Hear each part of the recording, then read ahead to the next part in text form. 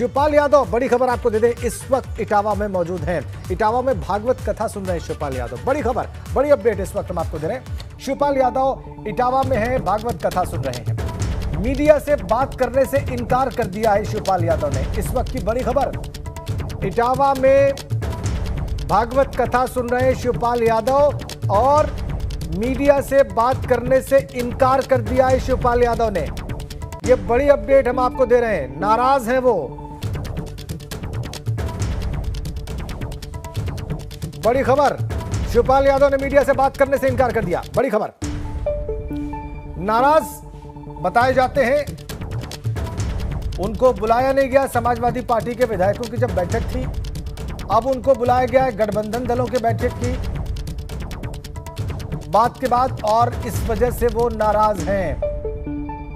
शिवपाल यादव इस वक्त इटावा में मौजूद हैं, भागवत कथा में देखिए हिस्सा ले रहे हैं और मीडिया से बात करने से इनकार कर दिया। तस्वीरें देख लीजिए आप शिवपाल यादव की।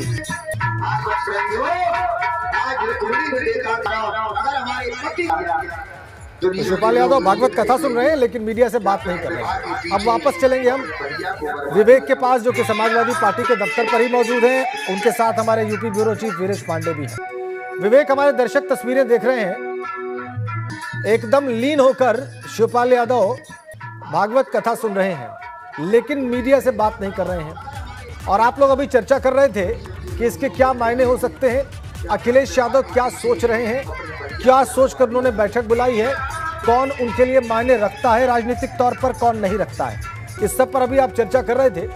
लेकिन शिवपाल यादव अब करेंगे क्या? इस नाराजगी के बाद उनके पास अब विकल्प क्या रह जाते हैं, इस पर आप जरूर बात करें वीरेश पांडे से। बिल्कुल राजन, देखिए हमारे ब्यूरो चीफ वीरेश पांडे जी साथ में हैं और हम इन्हीं से जो आपने पूछा है उसकी व्याख्या करवाते हैं। सर, यहाँ तो अंदर बैठक चल रही है और शिवपाल जी उधर इटावा में भागवत कथा सुन रहे हैं। भागवत कथा कब सुना जाता है? हवन कब किया जाता है? हवन है ओम स्वाहा, ओम स्वाहा। सोर्सेज से हमारे पास खबर है, प्रसपा और सपा का जो गठबंधन है ओम स्वाहा में है। ये देखिए, कोई विधायक ही जा रहे हैं या मंत्री ही जा रहे हैं। चलिए बात करते हैं, उधर उनको घेर लेते हैं। आइए आइए, गाड़ी आगे ले आइए, इधर से आ जाइए, इधर से आ जाइए। आई एम नॉट रविदास महसूस। बैठक में शामिल होने आए, क्या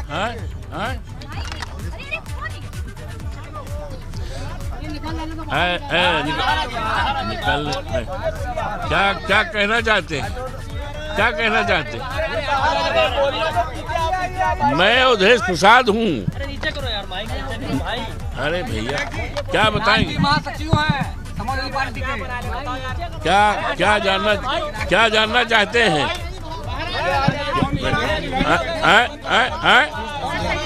कहाँ? कौन बैठक? हमें तो इसकी जानकारी है नहीं। विधायकों की बैठक तो हो गई।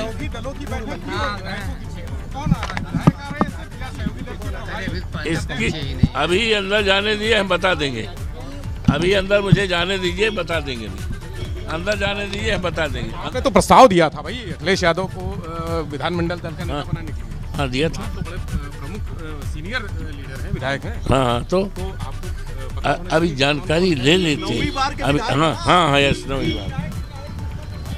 ये तो देखिए, अवधेश प्रसाद जी थे वीरेश जी, जिन्होंने प्रस्ताव दिया था। अवधेश प्रसाद पार्टी के 9वीं बार के विधायक हैं। अयोध्या के मिल्कीपुर से 9वीं बार के विधायक हैं, बहुत सीनियर मोस्ट हैं। और अखिलेश यादव की बगल वाली कुर्सी में विधानसभा में, यानी नेता विपक्ष की कुर्सी पर यही बैठते हैं। याद करिए, इसके पहले उस कुर्सी पे राम गोविंद चौधरी के बगल में स्वर्गीय पारसनाथ यादव बैठते थे। यानी वरिष्ठता क्रम में 100 से ज़्यादा विधायक हैं समाजवादी पार्टी के। वरिष्ठता क्रम में 111 विधायक हैं। वरिष्ठता क्रम में अखिलेश यादव के बाद, नेता विपक्ष के बाद यही शख्स हैं। ये पार्टी के राष्ट्रीय महासचिव हैं, पूर्व कैबिनेट मंत्री हैं। मुलायम सिंह यादव की सरकार में भी कैबिनेट मंत्री थे, अखिलेश यादव की सरकार में भी ये कैबिनेट मंत्री थे। और इस समय वरिष्ठता क्रम में विधानसभा में ये 9वीं बार के विधायक हैं। आप सोचिए, सुरेश खन्ना जो संसदीय कार्य मंत्री हैं, वो भी 9वीं बार के विधायक हैं। आप सोचिए कितनी बड़ी बात है। कितने बड़ा सिर्फ एक ही नाम सुना मैंने, रमापति शास्त्री, जो शायद 10वीं बार के विधायक। निश्चित रूप से, लेकिन ये पार्टी के वरिष्ठ नेता हैं और पासी समाज से आते हैं, दलित नेता हैं।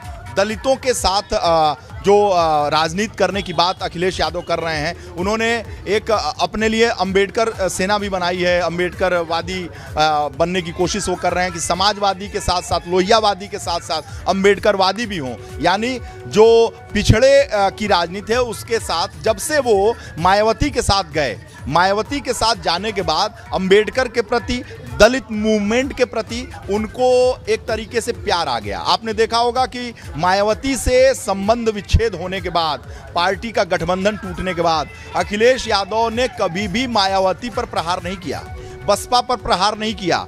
ये उनकी स्ट्रेटजी है। समाजवादी और पिछड़ों के साथ वो दलितों कि वोट बैंक में सेंधमारी का प्रयास इस चुनाव में भी उन्होंने किया, 24 में भी करेंगे। उन्होंने 2019 से स्ट्रेटजी बदल दी। अब उनका कहना है कि जब मैंने बुआ कह दिया, सम्मान दे दिया, उनको प्रणाम कर लिया, तो वो सदैव के लिए हमारी बुआ हैं। लेकिन राजनीति में ये सब शब्द होते हैं, शब्दों के बीच समझने की चीज़ें होती हैं। ये शब्द ये है कि समाजवादी लोहियावादी के साथ साथ अंबेडकरवादी भी बन गए अखिलेश यादव। ये समाजवादी पार्टी जो है उसने अपने डीएनए में थोड़ा बदलाव किया, थोड़ा परिवर्तन किया, तो ये उसी का प्रतीक है। अवधेश प्रसाद ने आपने सुना, आपने कहा कि नाम भी प्रस्ताव रखा। सबसे वरिष्ठ जो विधायक होता है वही नाम का प्रस्ताव भी रखता होगा। सुरेश खन्ना के बारे में आपने देखा, 9वीं बार के विधायक हैं, उन्होंने योगी जी का प्रस्ताव रखा था। जी पूछिए और पूछिए। अच्छा, लेकिन बात हो रही थी सर भागवत कथा की। भागवत कथा की बात हो रही थी, तो भागवत कथा के पीछे है कि स्वाहा भागवत कथा तभी सुना जाता है जब तसल्ली से सब कुछ सेट कर लिया जाता है। हाँ, जब एकदम अब लगता है कि हमने तय कर लिया है, तो अब बस जब तय कर लिया है तो शिवपाल यादव ने तय कर लिया है। आज शिवपाल यादव को शपथ लेना था, शिवपाल यादव ने शपथ नहीं लिया।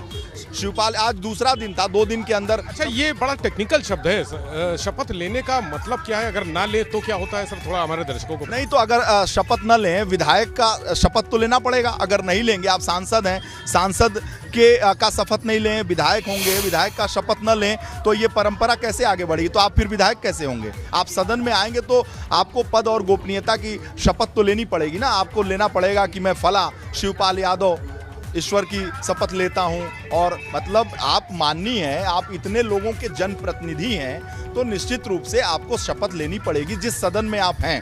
शपथ का मतलब ये है कि आपको जो दायित्व दिया गया है, जनता के आप प्रतिनिधि हैं, जनप्रतिनिधि के तौर पर उनकी आवाज उठाने के लिए उस सदन बिल्कुल जनप्रतिनिधि वो हैं। लेकिन विवेक, अब देखना होगा, हमारे दर्शक जरूर जानना चाहेंगे कि शिवपाल यादव ने दिल्ली में मुलाकात की, लखनऊ आए, अभी इटावा में हैं, उनके पास विकल्प क्या है? विवेक, इस पर हम लोग को जरूर बात करनी चाहिए कि शिवपाल यादव की नाराजगी के बाद अब उनके पास विकल्प क्या है और क्या हो सकता है इस दिशा में आगे। खेल हो गया है खत्म। सर, नाराजगी शिवपाल जी की हो गई, अब विकल्प क्या है उनके पास और क्या आगे कर सकते हैं? देखिए, शिवपाल यादव के पास पहले भी विकल्प था। मैं बार बार ये कहता हूं कि विवेक त्रिपाठी, आपको बनाने आता है? हम लोगों के यहाँ एक तरह कहावत है, अब भैया बनाने आता है, तो कहते हैं कि नहीं बनाने तो नहीं आता, बिगाड़ने आता है, तो बिगाड़ने में दोनों हाथ से बिगाड़ लेता हूँ। तो बनाना बहुत मुश्किल होता है, बिगाड़ना बहुत आसान होता है। शिवपाल यादव जब 80 से मुलायम सिंह यादव लखनऊ की राजनीति करने लगे, दिल्ली की राजनीति करने लगे, चरण सिंह, लोहिया और सबके साथ, और नरेंद्र देव और सबके साथ जब घूमने लगे, चंद्रशेखर और बड़ी बड़ी राजनीति करने लगे, तो सैफई, इटावा, एटा, कासगंज, मैनपुरी, फिरोजाबाद की राजनीति, यानी उनके गृह जनपद की राजनीति, लोगों से कनेक्ट, ये शिवपाल यादव ने करना शुरू कर दिया। शिवपाल यादव से आप जाइए, वहाँ के लोग बताएंगे शिवपाल यादव बहुत अच्छा खाना खिलाते थे, बहुत अच्छा पानी पिलाते थे। तो घर के बड़े के तौर पर संयुक्त परिवार था,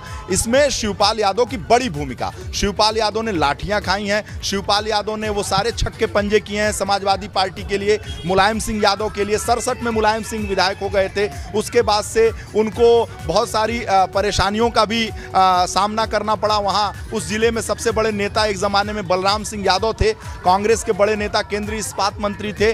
उनके मुलायम सिंह यादव के ऊपर गोलियां भी चली हैं, मुलायम सिंह यादव ने लाठियां भी खाई हैं, छुप छुप के जान भी बचाई है। तो ये सारी चीज़ों के राजदार अपने घर में सबसे छोटे शिवपाल यादव रहे हैं, और शिवपाल यादव हनुमान की तरह मुलायम सिंह यादव के साथ आस्था सदैव रखते रहे। यही उनकी सबसे बड़ी पूंजी, यही उनकी सबसे बड़ी खासियत रही है। और